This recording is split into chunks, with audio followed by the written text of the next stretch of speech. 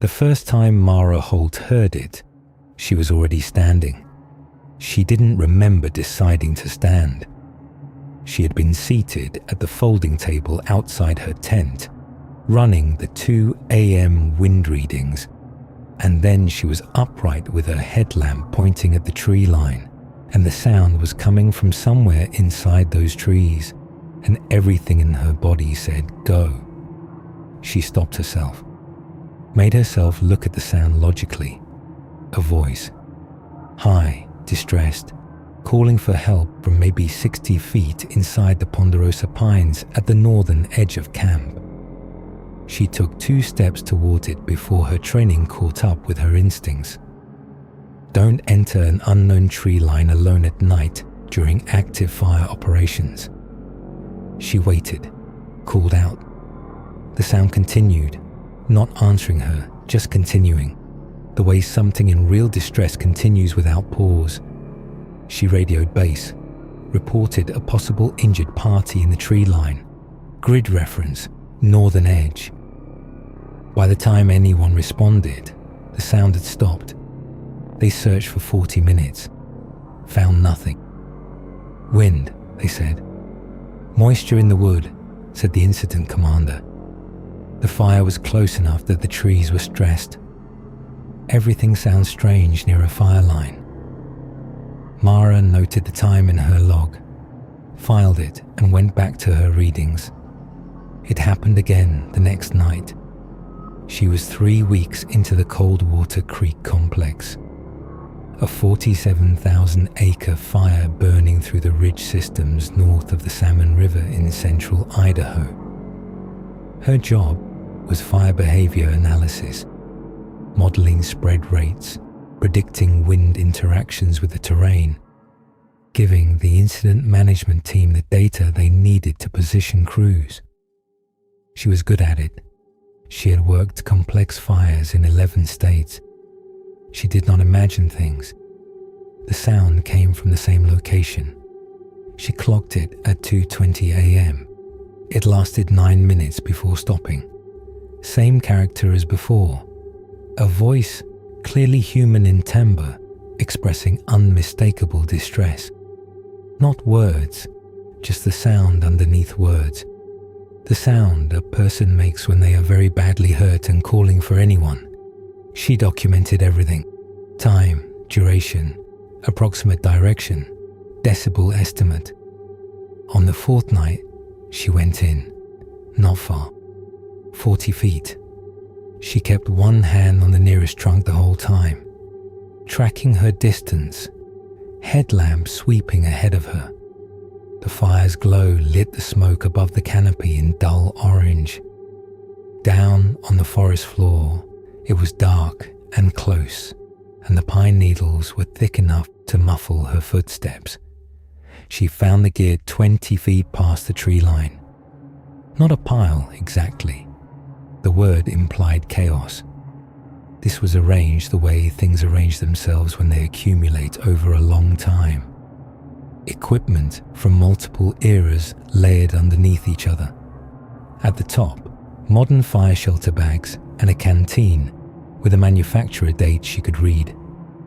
Beneath that, older packs, the frame style discontinued before she'd gotten her first fire assignment. Beneath those, canvas material, metal frame components gone to rust. She knelt and counted what she could see. At least a dozen personal shelters, headlamps, radios, water bottles in 2 different generations of design. She understood what she was looking at. She backed out of the tree line the same way she had come in. For 2 nights, she didn't go back. She documented her theory in a personal log and spent 4 hours trying to find incident records for the Coldwater drainage, going back 40 years. Injuries, fatalities, missing personnel. She found 3 entries that might be relevant. 3 entries across 4 decades. Whatever had been happening here, it was patient. On the 7th night, the sound changed. It started as it always did. Distress, pain calling from the trees. And then, Over the course of a minute, it shifted register. The timbre changed. The character of it changed. By the time she recognized what she was hearing, she had already taken 3 steps toward the tree line. It sounded like her, not her words, her voice. The specific quality of it, the pitch, the texture, reproduced with an accuracy that made her skin go cold. She heard herself from somewhere inside those trees, making the sound of a person who is badly hurt and calling for help. She stopped walking. In the shadows just inside the tree line, right at the margin where the camp's work lights gave out, something shifted. It was wider than she expected. Low to the ground, body running parallel to the forest floor, 6 limbs set outward at the shoulders like a crab's articulation, but scaled up to something that filled the space between 2 adjacent pines. Its surface was dark and thick, not fur, not skin, something between cartilage and bark, overlapping plates that shifted when it breathed. It had no face she could organize into a familiar arrangement. Where the front of it faced her, there was a forward mass of vertical membrane crescents, stacked in a rough curve. And as she watched, they vibrated, all of them rippling in sequence. And out of them came her voice, her exact voice, calling from somewhere behind her now. She turned and walked back to camp. Not running, not making any sound she didn't have to. She sat down at the folding table and picked up her radio. She told the incident commander what she had found, the gear pile, the duration of the phenomenon, what she had seen.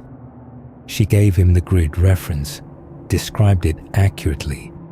He sent 2 crew members to look. She watched them cross from the light into the shadow. They didn't hesitate at the margin. They didn't slow down.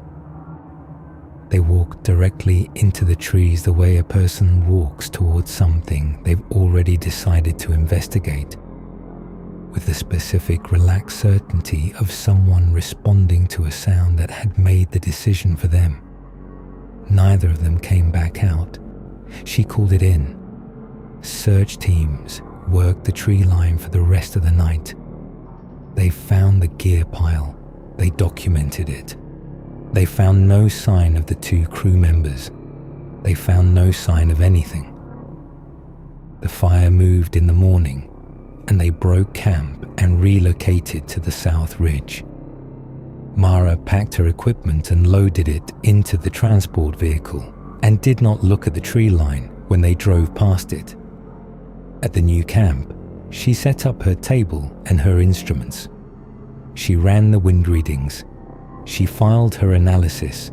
She performed every function of her job. At 2:15 a.m., she became aware of a sound from the eastern tree line. She sat very still, with her hands flat on the table, and listened to it. It sounded like 2 people she recognized. 2 voices she knew the quality of from 3 weeks of working near them, calling from somewhere in the dark. The sounds underneath words. The sound a person makes when they are very badly hurt and very alone and calling for anyone at all. She did not stand up. She wrote the time in her log and kept her hands flat on the table and watched the margin where the light ran out, and she waited for morning.